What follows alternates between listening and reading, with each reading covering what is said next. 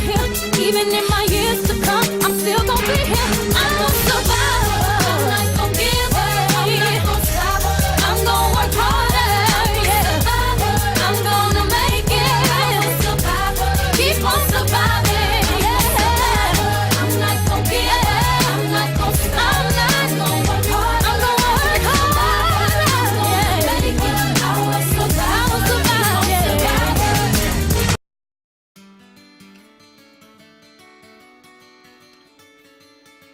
Hey Nomies and Warriors, it's me Nesha, and I'm coming to you with a Sickle Cell vlog. It is July 15th, Friday at 7:30. I'm in a hospital, sickle cell crisis and pneumonia. Prayerfully I'll be getting out tomorrow. I've been in 11 days today, but I want to talk about a topic, and hopefully I don't get interrupted, but if I do, this video will be chopped up. But so this is kind of like a sickle cell vlog and chit chat. I want to talk about people being there for us when we're sick, or how to be there for us when we're sick, whether it be a friend, a sister, a brother, a husband, a boyfriend, a girlfriend, a fiance, grandparent, mother, father, anybody, because I don't think that they know. It's a lot of things that we don't know as warriors what we need or how to express how we need it. So it's really important. I'm saying this as if I'm talking to the people that we need, those our circle. It's really important for us to have people there when we're sick, to be with us in the hospital, to check on us, to show that you care. Because this disease already makes you feel isolated. It makes you feel like you're the only one going through it. You're by yourself and you're alone. You can have everybody there, but because you're the one feeling the pain, that's just how we feel. So as far as being there, you be there by being kind and loving, caring, seeing if we need help with anything. If we're in the hospital, trying to make sure we're comfortable. Don't be in the room ignoring the fact that we're in the hospital. Don't be inconsiderate, laughing and hollering and being loud and acting like it's a party. Because even though we might not look it, we're very uncomfortable, we're in a lot of pain, we're sick. And even though a lot of us may not say it, we need our loved ones. And then, as far as that, like, I've had this situation happen to me in different relationships, whether it be marriage, sibling, friend, mother, father, grandparent. I've had it happen to me in many situations. And that is where I feel like people, and I'm saying people, I'm not saying people to be indirect, I'm saying people because it can fit many different people. It can fit many different people in your life. So I'm not saying like I hate when people, how someone will say people to be indirect. No, I'm just saying people so that you can put whoever's name you want to put there. So if you want to put husband there, or if you want to put sister there, you want to put brother there, or friend there, or just say loved ones. So even if we don't say loved ones, we need you. We do need you. And I've had where loved ones, they say that they're there for you, and they act like they're supportive. They've gone to doctor's appointments, and they act like they care, check on you and all that stuff. But they only act like that one time, and your relationship is good.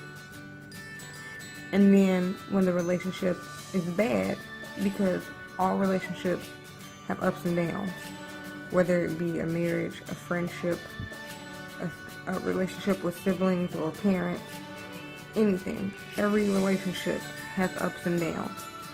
And when that relationship has the downs, basically that person is not supportive anymore. They're not there.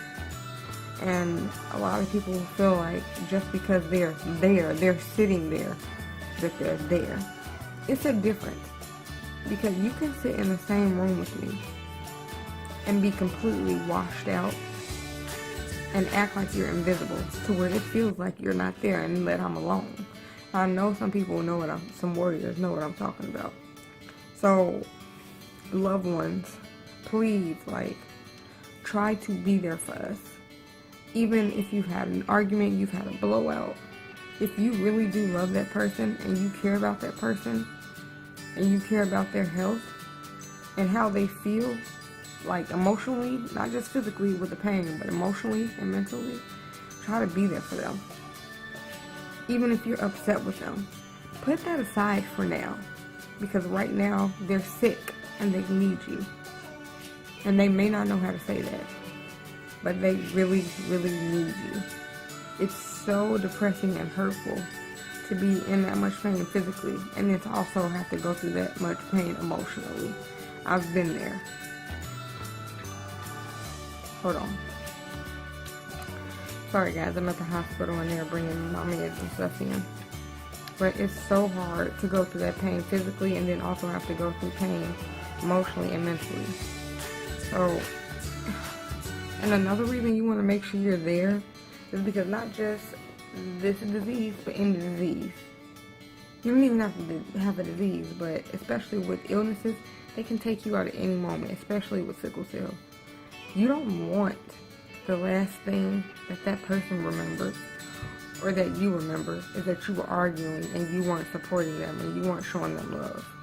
You don't know how many times that has crossed my mind while I'm in the hospital and I'm at odds with people. Like, I don't want that to be going on. I'm waiting for the nurse to bring in my meds. That's why I keep looking at the door. But so I'm asking for that person, that warrior. I understand that that warrior could be completely flat out wrong, but put that aside just for this time being and be there for them.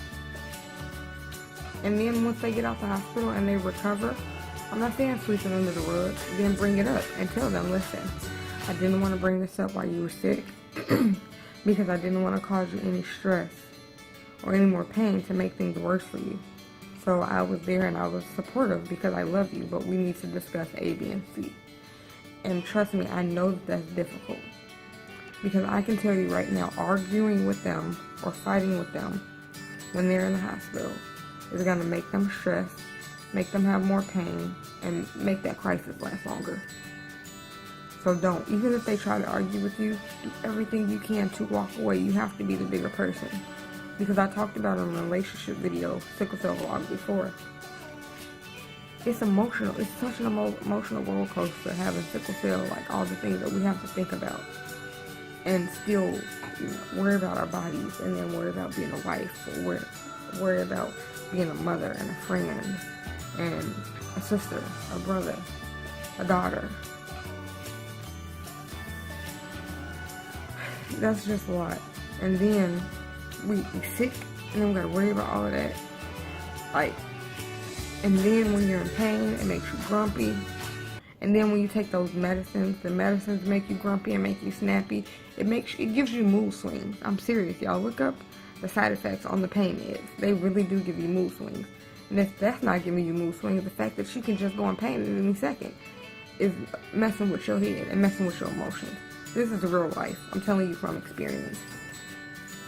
So all I'm saying is, loved ones, be patient and be kind and be loving.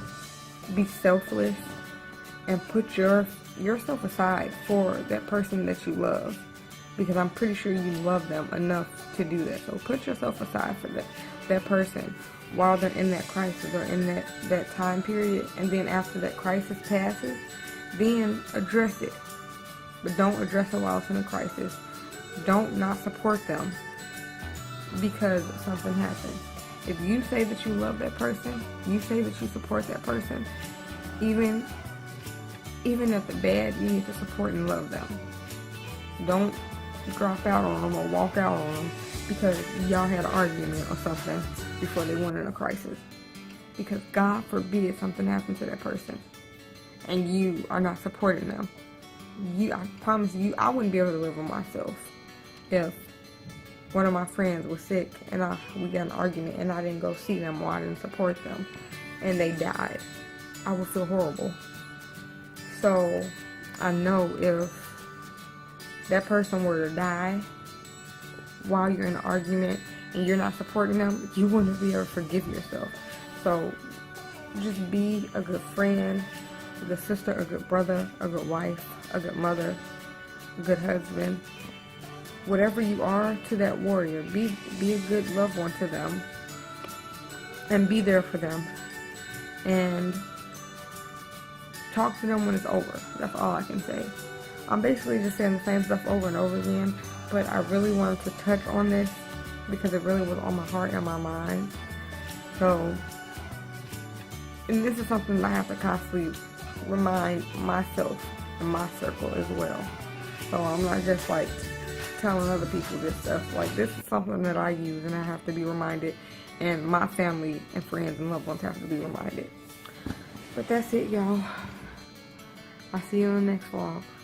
Bye, y'all.